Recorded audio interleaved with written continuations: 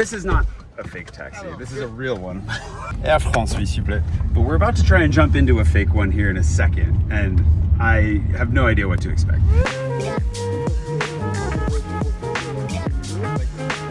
So here's the plan as an overview. We obviously have to dress ourselves like tourists and go to the airport and see if we can even find a taxi scammer who will fall for the idea that we're tourists, which, look at me, how could you not fall for that idea? Get in and then just see what happens. The theory is that we're going to ride all the way into Paris without having pre-negotiated a price. And then when we get out of the car, he's going to have an exorbitantly high price that we have to pay in order to get our precious luggage back, which is a problem because I actually do want to keep this bag. I love this bag. If I lose this bag today, I'm gonna be kind of upset about it. So let's talk a little bit about my getup first, because I mean, if I'm being honest, I'm not exactly sure how does an American tourist dress, but I figured, why not? I started out with the sports team hat, of course, representing one that no longer exists, but that's okay, because I don't think our taxi driver will know that. And a graphic tee, a very loud one that I generally only wear at home, with a mismatched pattern on the shorts. Not that we've got patterns going on here, but that's kind of the point. Then of course I got the tall champion socks with my running shoes. A combination of clothing that I literally feel embarrassed to be wearing while I'm out right now, and maybe you would too. This might not be so much representative of what an actual American tourist would wear as it is. I'm just trying to make sure that I stand out and look ridiculous. But then of course you need some travel props. Because I don't have a neck pillow, I kind of thought the noise canceling headphones might be the trick.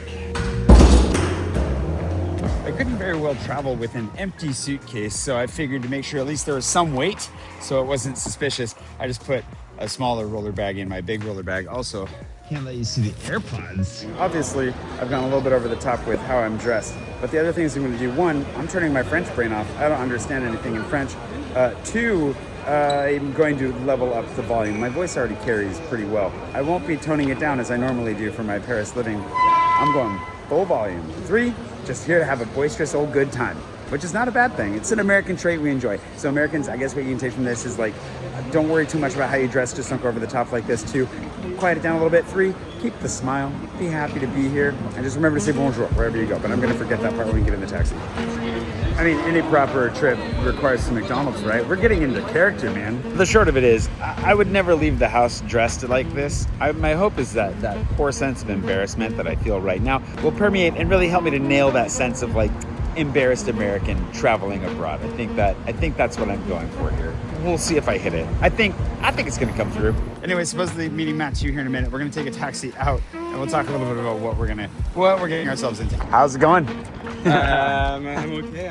So, No, sorry, I hope it was not so inconvenient to take the suitcase. it's fine. Okay. I mean, we can't get off a plane and not have Yeah, suitcases. So, how much money did you take, and why are you getting cash?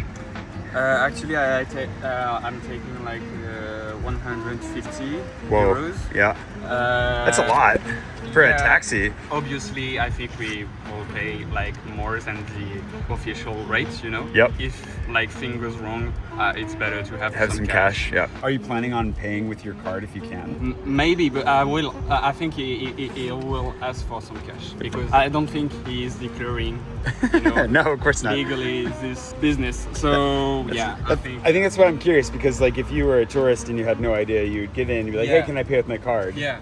And then what if you don't have cash? They're gonna Yeah. bring you here, right? Yeah, sometimes they have like car terminal, you know, Yeah. which is like unofficial, like sum up. But yeah, most of the time, like they just They want cash. Yeah, they want cash. Let's go.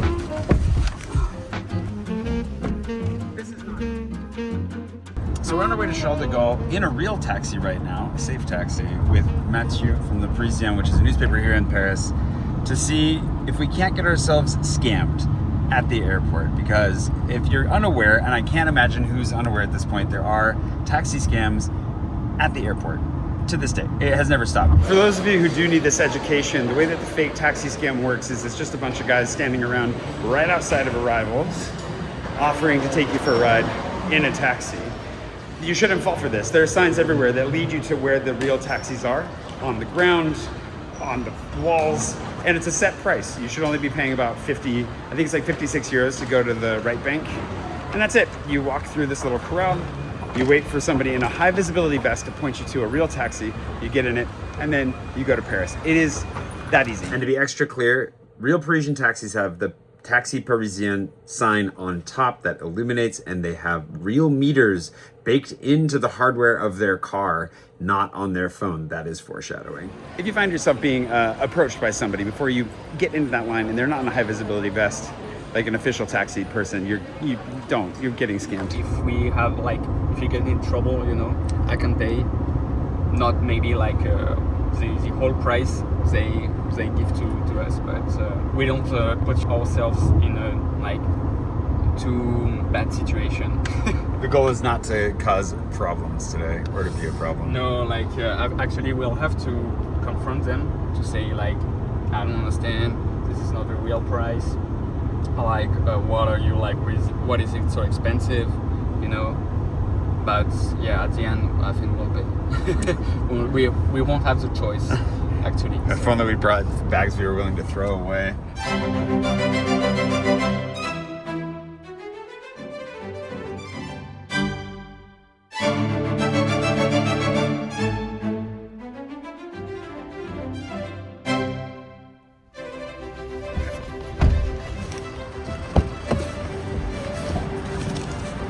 All right, we're at the airport. Now to swap taxis. You look like proper tourists. Yeah, now you're really ready. Now the thing is, how do you actually pick up a fake taxi if you know what you're doing? And I think the trick is going to be to like walk slowly and look a little lost and just wait for somebody to snag me. I think that'll work. All right, time to go find ourselves a fake taxi. At this point, I'm going to be filming less. He's the one doing all the undercover sneaky stuff with his like spy watch and so forth. I will capture what I can, but I'll definitely tell you about it after. That was easy. Just had to look lost right in front of the guy for a second, and then he was like, "Where are you going?" And I said, "Paris." I'll tell you more in a second. We're about to get out of the elevator. There he is. He's waiting.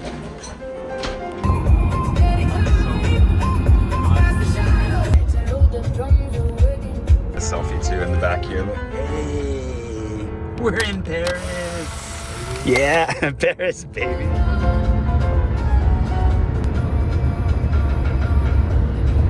We're here. Well, damn. This is nice. Buy. You can buy books here.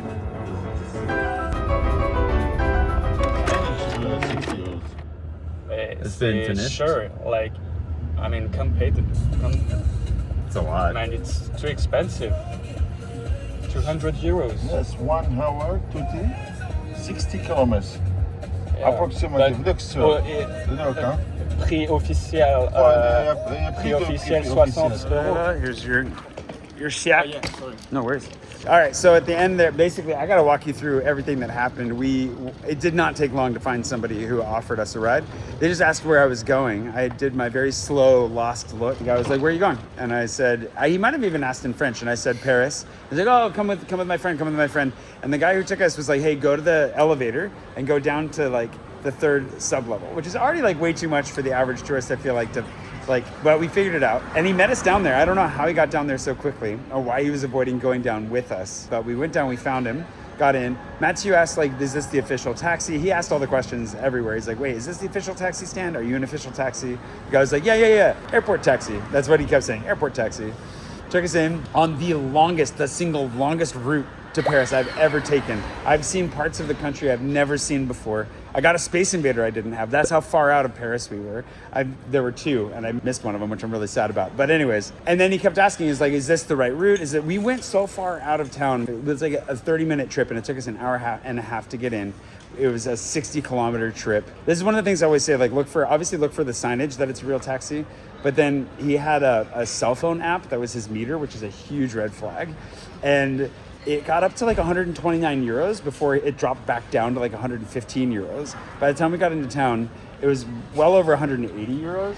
He tried to charge you close to 100, like nearly 200 actually. So it's almost 200 euros. Yeah. The fixed price to get here is 56? Here, 65. 65 because we crossed the river. So 65 euros, tried to charge us 200 euros. Mathieu did a little bit of an argument with him, Man, you're trying to discount. and he managed to get it down to 170. So a reasonable finish. Discounts. Good discount. For that. He told us that there was no longer a fixed price, that they protested for it. They protested against the fixed price, that the fixed price was only on weekends, that the fixed price was only for under an hour long trip. He just it kept changing. And he did not try to hold our bags hostage, but he went straight for it. I was worried when he asked for your phone number. I was worried he'd be like, ooh, I only have a French number. How was that for you? What was it like to ride in a fake taxi? I mean, first I was a bit scared, you know. Like it's kind of a mafia, you know. Yeah. It works as a mafia. I mean, like in the airport. I already knew I've like been interviewing police, and so I knew it was like well organized, and I was like, I don't want it to end like I don't know, too bad, or I'm in a big conflict. But I was confident with it, like when the minute we got into the taxi. But I was confident in the fact that we're about to really get scammed, you know, in a proper way. We did. Yeah, really. We really did. And I mean, like his explanations, they were like gold. Like Pure gold. it was one and another, and it was nonsense. I really felt like. You know, forced and pushed to pay. Yeah. It was not comfortable, and I mean, as a tourist, yeah, I think you feel really trapped. Absolutely. I gave him the name of this hotel because I've made videos here before, and it came to mind when he asked. We didn't really have a destination planned. That was our bad. But when I told the ladies working at the desk inside, we walked inside, and I told them how much we paid for the taxi. They all immediately looked like they were ready to call the police. So don't fall for this scam. If you end up at the airport, follow the official signage all the way out to the official. Do not go into a parking garage. Do not go into an elevator. Do not follow some guy. You can walk all the way out and find it by following the little footies on the ground. Any other notes for tourists visiting? I mean, that's it. You have to follow the official signage, and I think it will be fine. And do not pay anything more than 65 euros. Yeah. Please. Merci. Hein?